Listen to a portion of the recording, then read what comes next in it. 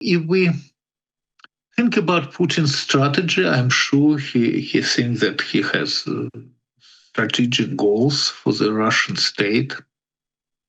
And I think the goal number one, of course, is to take Ukraine, so he would be able to proceed to Europe.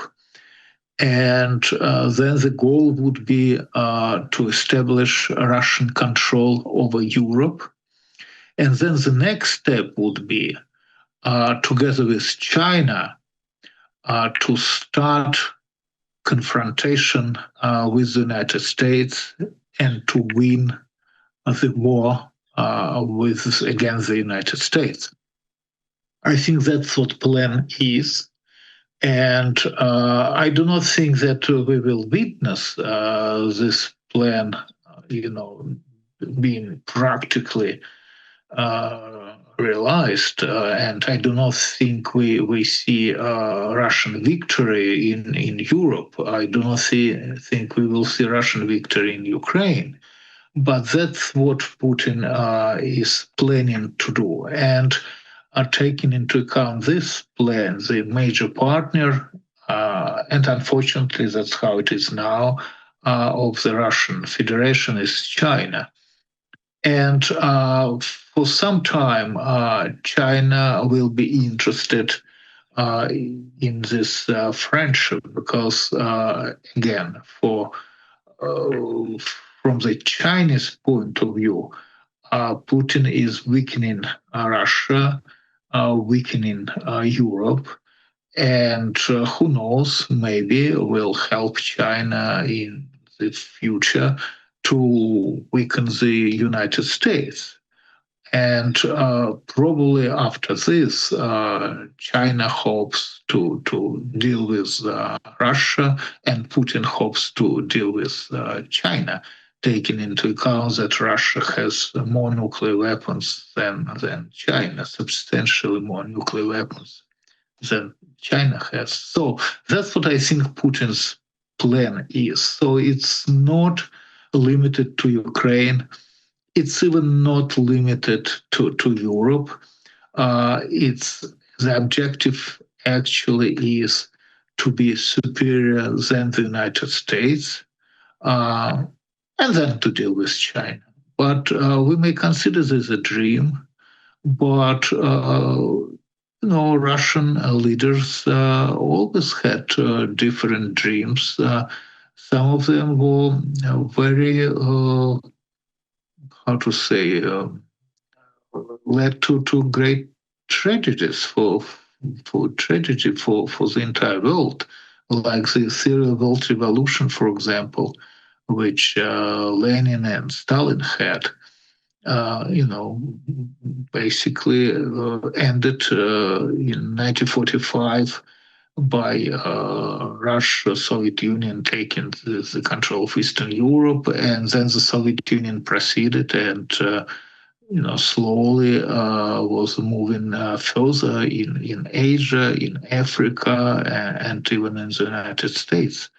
Even in America, where they took control of Cuba, which was very close to the United States. So these dreams which they have, unfortunately, they have consequences. And I expect a lot of complications and escalations before we will manage to stop the Russian aggression and to win over Russian Federation.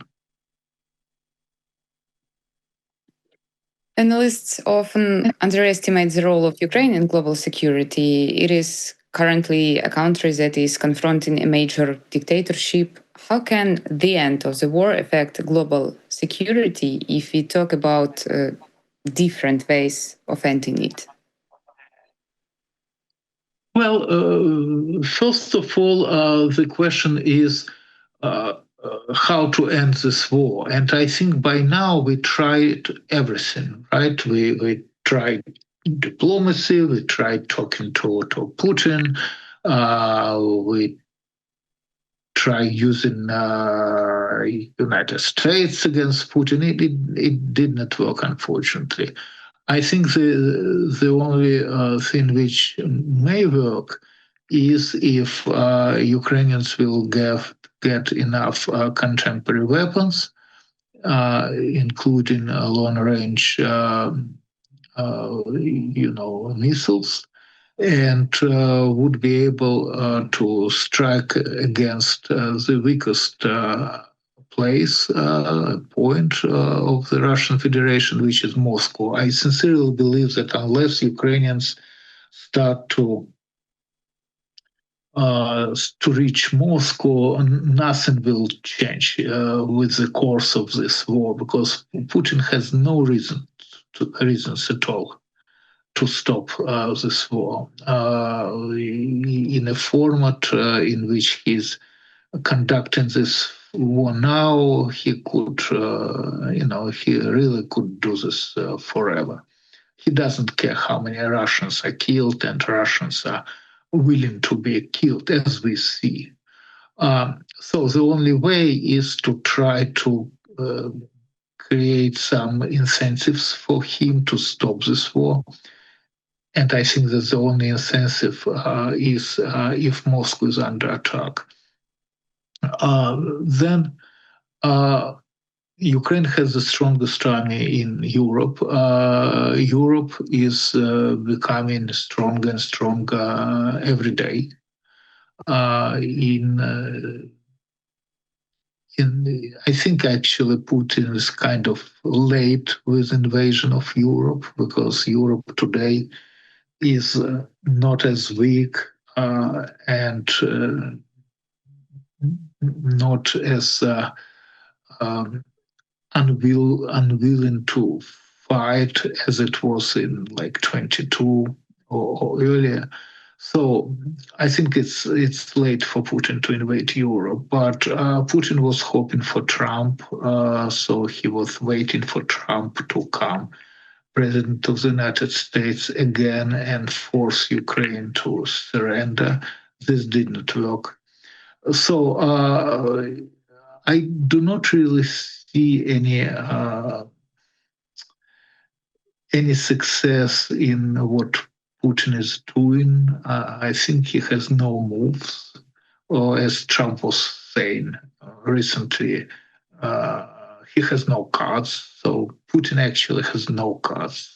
He cannot take Ukraine. He could not force Ukraine to capitulate. He could not force Europe to capitulate and not to help Ukraine. So he's in trouble. I mean, literally, he's in trouble. But because of this, again, I think there is a possibility that he will open the second front and will escalate this war into open war with Europe. I think this is possible. One way or another, he will be defeated. The problem is that if this war escalates into European war, then the toll, the human toll, will be very, very high, because we are probably then talking about classical World War III. Dr. Felshtinsky, thank you for this conversation, and thank you for your time. Thank you very much. Thanks again. And thank you for all our viewers. If this conversation was useful for you, like and share, and see you.